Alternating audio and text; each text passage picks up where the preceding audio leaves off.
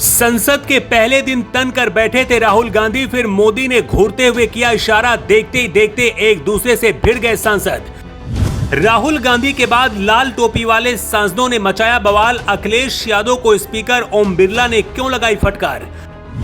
पूरा विपक्ष संसद में मोदी को घेरने उतरा और मोदी ने दिया झटका, विपक्ष के 7 सांसद बीजेपी में होने जा रहे शामिल। ऑपरेशन सिंदूर के बाद बार बार कांग्रेस और विपक्ष मोदी सरकार से विशेष सत्र बुलाने की मांग कर रहा था और जब संसद का सत्र शुरू हुआ तो यहाँ कुछ और ही शुरू हो गया। राहुल गांधी पहले दिन तनकर बैठे थे, ऐसा लगा जैसे पूरी तैयारी करके आए थे, उन्हें क्या करना है। अखिलेश यादव के पीछे लाल टोपी वाले सांसद लाइन से बैठे थे। बीजेपी ऑपरेशन सिंदूर पर बात करने के लिए तैयार थी, लेकिन विपक्ष के सांसद हंगामा करने लगे। कांग्रेस, टीएमसी सहित लाल टोपी वाले सांसद भी हंगामा कर रहे थे। अखिलेश यादव को खुद स्पीकर ओम बिरला ने फटकार लगाई और संसद को स्थगित करना पड़ गया। मतलब विपक्ष के नेता चर्चा करने नहीं बल्कि ऐसा लगा जैसे हंगामा करने पहुंचे हैं। अखिलेश यादव को फटकार क्यों लगी और राहुल गांधी के साथ क्या हुआ, पहले आपको बताते हैं। लोकसभा और राज्यसभा दोनों ही जगह विपक्ष ने पहलगाम हमला, ऑपरेशन सिंदूर समेत कई मुद्दों पर सरकार को घेरने की तैयारी करके पहुंची थी। लेकिन जब सरकार की ओर से जेपी नड्डा ने कहा कि ऑपरेशन सिंदूर पर चर्चा करने के लिए हम तैयार हैं, तो विपक्ष की प्लानिंग फेल हो गई और फिर हंगामा करने लगे। विपक्ष के नेता बिहार और इटावा की बात करने लगे और हंगामा करने लगे। स्पीकर ओम बिरला ने विपक्षी सांसदों को समझाने की कोशिश करी, लेकिन जब हालात नहीं सुधरे तो स्पीकर ओम बिरला अखिलेश यादव पर भी भड़क गए।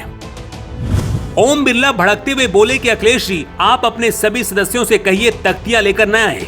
मैं आपको प्रश्नकाल के बाद सभी विषयों पर चर्चा की अनुमति दूंगा। बावजूद इसके विपक्षी सांसद शांत नहीं हुए, ये तरीका उचित नहीं है।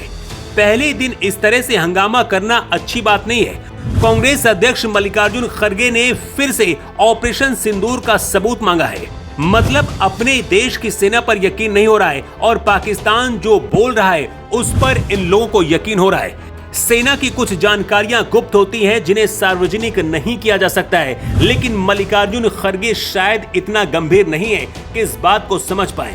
कांग्रेस तो अपने ही नेता शशि थरूर पर भी सवाल उठा रही है। यही वजह कि अब शशि थरूर जैसे और भी राष्ट्रवादी सांसद विपक्ष छोड़कर बीजेपी के साथ आने वाले हैं और इस खबर के आते विपक्ष के नेताओं में खलबली मच गई है। एक दो नहीं बल्कि दावा है कि 7 सांसद बीजेपी में शामिल होने जा रहे हैं। महाराष्ट्र के मंत्री गिरीश महाजन ने दावा किया है कि बीजेपी के लोकसभा में ताकत और बढ़ने जा रही है और 7 विपक्षी सांसद बीजेपी के संपर्क में हैं जो बहुत जल्द बीजेपी की शपथ लेंगे।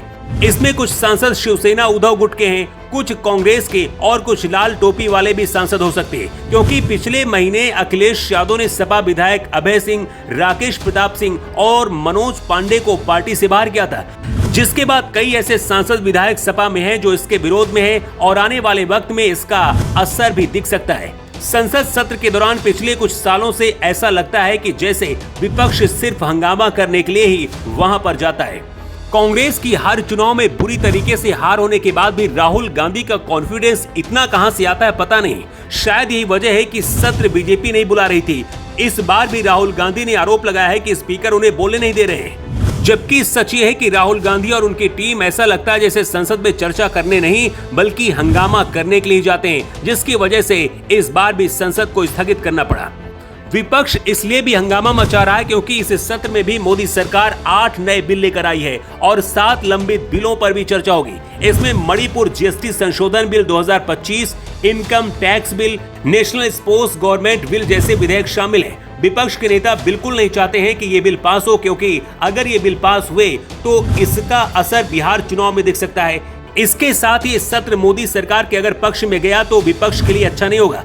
ये सत्र ही विपक्ष के लिए उम्मीद है। विपक्ष के नेताओं को लगता है कि हंगामा काटकर वो सरकार की छवि गलत तरीके से दिखाएंगे और 2024 के चुनाव की तरह बिहार के लोगों को फिर से एक बार भ्रमित करके चुनाव जीत जाएंगे। लेकिन ऐसा इस बार संभव नहीं होने वाला है, क्योंकि बांग्लादेशी रोहिंग्या जिनके सहारे कई पार्टियां चुनाव जीतने का सपना देखती रहती हैं, चुनाव से पहले नई वोटर लिस्ट तैयार हो रही है जिसमें लाखों फर्जी मतदाता छांटे जा रहे हैं।